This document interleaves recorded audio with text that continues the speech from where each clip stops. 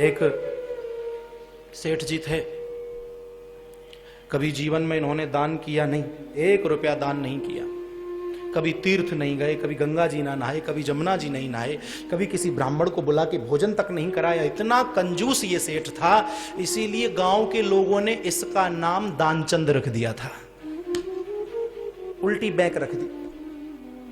दानचंद सेठ जी, दानचंद सेठ जी, दानचंद सेठ जी के नाम से ये मशहूर हो गया। अब सब गांव के लोग इससे कहा करते हैं, तो सेठ जी अब तो बुढ़ापा आ गया, अरे कुछ दान पुण्य कर लीजिए। आज तो पत्नी भी कहने लगी, स्वामी दुनिया भर के लोग ताना मारते हैं, मुझे भी मेरी सहेलियां ताना मारती हैं, ज्यादा भी कुछ नहीं कर सकते तो कम से कम यहाँ गंगा जी 12 किलोमीटर की दूरी पर है, गंगा स्नान करने ही चले जाओ। अरे पागल हो गई है तू, गंगा स्नान करने जाऊंगा, किराया भाड़ा लगेगा। तुम किराया भाड़ा छोड़ो, पैदल भी तो जा सकते हो। सेठ की बात समझ में आई, बोले बात बिल्कुल ठीक है, चलो पैदल जाने में क्या बुराई है। और सेठ जी पैदल चल पड़े गंगा जी स्नान करने के लिए। दानचंद जीवन में 1 रुपये का दान नहीं किया। सेठ जी पहुंच गए घाट पर, देखा पंडे दुनिया को घेर रहे हैं, पकड़ रहे हैं, दान करा रहे हैं, पुण्य करा रहे हैं, कोई गौ दान करा रहा है, कोई पिंड दान करा रहा है। सेठ जी ने सोचा इस घाट पे नहाएंगे तो ये पंडा छोड़ने वाले नहीं है, इसीलिए हम ऐसे घाट पे नहाएंगे यहां पर कोई पंडा ही ना हो। कुल मिलाकर के सेठ जी ने शमशान घाट पे स्नान करने की ठानी। बोले यहां तो कोई पंडा दिखता ही नहीं है, ना यहां पंडा आएगा, यहां तो मरने के बाद आदमी आता है। सेठ जी ने शमशान घाट पे जाकर के डुबकी लगाने के लिए कपड़े निकाल दिए। भगवान ने भी बड़े कौतुकी हैं, भगवान ने सोचा आज इस सेठ को देखते हैं, ये जीतता है या हम जीतते हैं। इसने जीवन में कभी दान नहीं किया, आज इससे दान करा करके मानेंगे। जैसे ही सेठ जी ने गंगा जी में डुबकी लगाई, डुबकी लगाने के बाद बाहर निकल के आए तो भगवान स्वयं पंडे के भेष में घाट पर खड़े हुए सेठ जी को दिखाई दिए। अरे यजमान के जीवन की जय जयकार हो, गंगा महारानी की जय। अरे यजमान, बोले आप कौन? बोले हम पंडा। बोले आप पंडा, यहां क्या कर रहे हो? अरे यजमान जी हम बड़े संतुष्ट ब्राह्मण हैं, संतुष्ट पंडे हैं, यहीं पड़े रहते हैं, लेकिन भगवान की कृपा से कोई कोई सेठ ऐसा आ जाता है जो 1-1 साल का राशन दे करके चला जाता है। कोई कोई सेठ ऐसा भी आता है जो 1 महीने का राशन दे करके चला जाता है। सेठ जी कहने लगे मैं तुम्हें 1 समय का भी राशन नहीं दे सकता। बोले देखो तुमने गंगा में स्नान किया है, घाट पर नहाए हो, तो तुमको दान करना चाहिए, कुछ ना कुछ तो दान दीजिए, जो भी तुम्हारी श्रद्धा है। 1 समय का भोजन दे दो। बोले मेरे बस की नहीं है, मैं तुम्हें 1 रोटी भी नहीं दे सकता। और तुम बताओ शमशान घाट पर कमाल कर रखा है, कोई जगह ही नहीं छोड़ी। झगड़ने लगा भगवान से।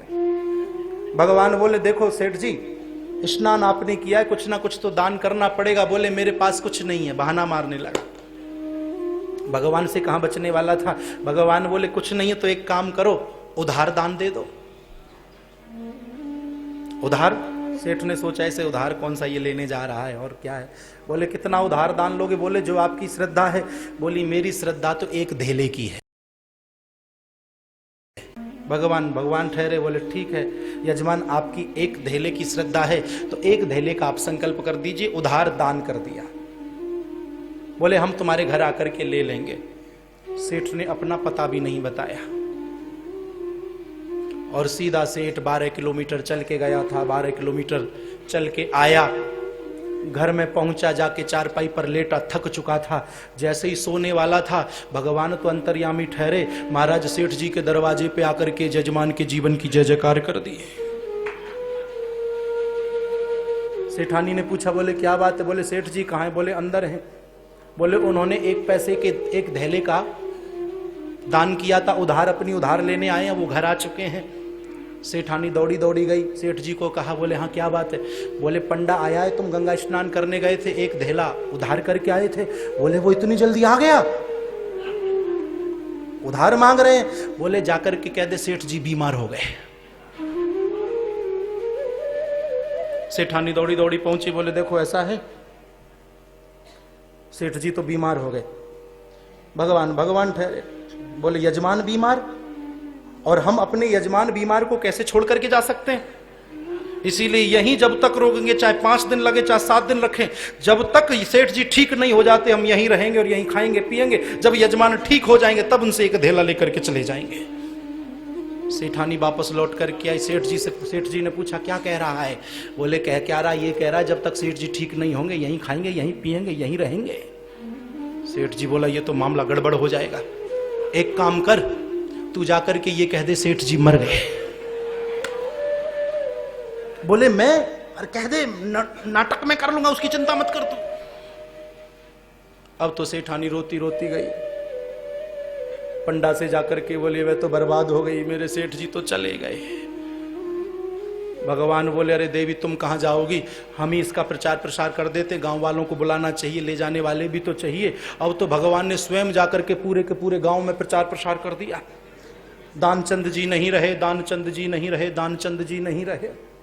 बड़ी भीड़ इकट्ठी हो गई। अब तो कांठी कफन पे बांध लिया और ये बंध भी गया। भगवान बड़े हैरान, बोले कमाल का सेठ है, एक पैसा इसने दान नहीं किया और बंधने को तैयार हो गया। अब सेठानी रोने लगी जब ले जाने लगे। बोले ये मरे नहीं है, ये जीवित हैं। भगवान बोले, गांव वाले बोले देखो ऐसा ही होता है, जब किसी पत्नी का पति मर जाता है तो पत्नी ऐसा ही करती है, छोड़ते थोड़ी ले चलो इन्हें। और जिंदे सेठ जी को महाराज उठा लिया गांव वालों ने, और सेठ सांस खींच करके पड़ा हुआ है। भगवान बड़े हैरान, बोले कमाल की बात है, आज तक हमने दुनिया हराई लेकिन ऐसा सेठ हमने कभी जीवन में नहीं देखा।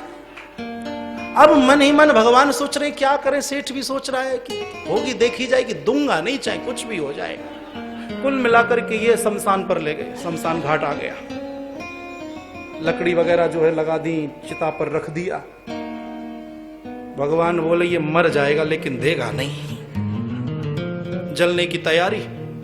भगवान गांव वालों से बोले पंडे के रूप में तो थे, बोले हम इनके कान में एक मंत्र पढ़ेंगे, उस मंत्र से ये जीवित हो सकते हैं। गांव वाले बोले बड़ी मेहरबानी होगी, ऐसा मंत्र है तो कान में फूंक दीजिए। भगवान कान के पास पहुंचे और सेठ जी से कहने लगे, आया हूं बैकुंठ से तुम हित नाता जोड़। भगवान कहने लगे अरे दुनिया हमसे हार गई लेकिन हम तुमसे हार गए। अरे मैं तेरे से नाता जोड़ने के लिए तेरे कंजूस पने पर ही मोहित होकर के बैकुंठ से आया हूं। सेठ लेटा लेटा सुन रहा है, सोचने लगा ये आवाज तो भगवान की सी लग रही, इतनी मधुर आवाज, इतनी प्यारी आकर्षण करने वाली आवाज। आया हूं बैकुंठ से तुम हित नाता जोड़, मांग ले हूं वरदान कछु। भगवान बोले अरे सेठ वरदान मांग ले। सेठ जी ने सोचा ये तो भगवान है, और जैसे ही आंख खोल करके सेठ ने देखा, आंखें खोली, पंडे को देखा, दोबारा आंख बंद कर ली महाराज। अरे ये तो वही पंडा है।